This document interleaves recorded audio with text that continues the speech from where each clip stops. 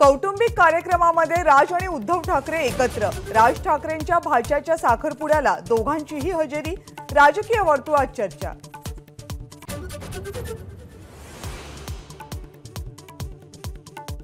₹150 कोटी रुपयांच्या नागपूर जिल्हा बँक घोटाळ्याप्रकरणी काँग्रेसचे नेते सुनील केदार आणि इतर 6 जण दोषी तर 3 निर्दोष। दुपारी 4 वाजता शिक्षा सुनावली जाणार। आईच्या जातीचं आरक्षण लेकराला घेता येत नाही ही शोकांतिका। मनोज जरांगेंचं वक्तव्य। सरकारनंच दिलेल्या 4ही शब्दांवर ठाम। नोटिसेस काढण्यावरून जरांगेंची तीव्र नाराजी।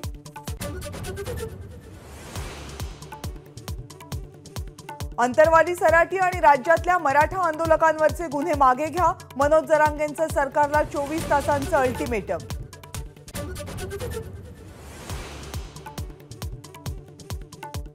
मनोज जरांगे आज परभणी आणि लातूर जिल्ह्याच्या दौऱ्यावर। परभणीमध्ये जरांगेंच्या 3 तर लातूरमध्ये एका सभेचं आयोजन।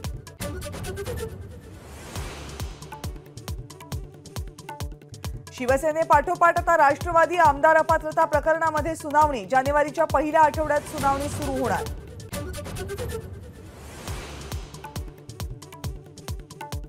राज्यामध्ये ठाकरे गट 23 जागा लढवणार। संजय राऊतांचा दावा। विजय वडेट्टीवारांकडून खंडन। जागा वाटपाचा निर्णय हायकमांड घेणार असल्याचं वक्तव्य।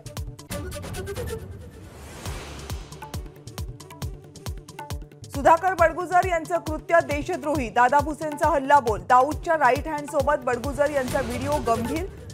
दादा भुसेंचं वक्तव्य।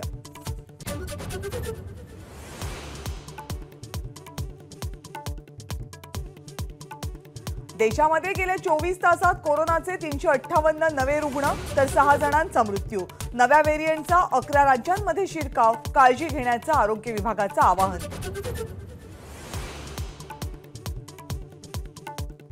खासदारांच्या निलंबनाच्या निषेधार्थ देशभरामध्ये विरोधकांचं आंदोलन। दिल्ली, नाशिक, छत्रपती संभाजीनगरमध्ये इंडिया आघाडीची निदर्शनं।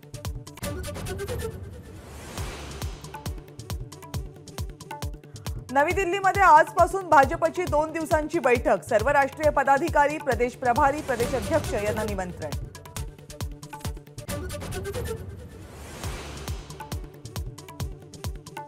क्रिसमस आणि नव्या वर्षाच्या पार्श्वभूमीवर मद्य विक्रीची दुकानं पहाटेपर्यंत खुली ठेवायला राज्य सरकारची परवानगी। पब, बार आणि रेस्टॉरंट सुद्धा 5 वाजेपर्यंत खुली राहणार।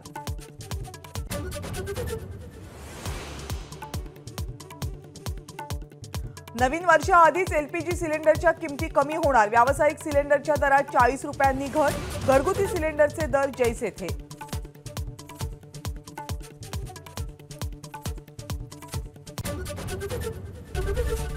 एबीपी माझा, उघडा डोळे बघा नीट।